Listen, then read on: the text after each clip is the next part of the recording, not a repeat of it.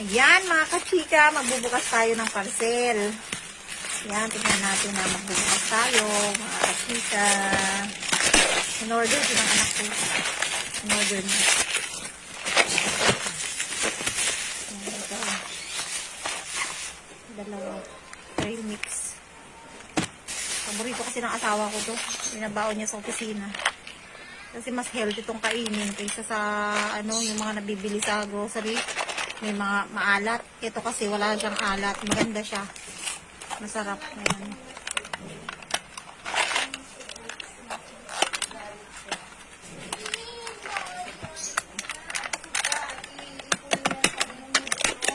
Ayan.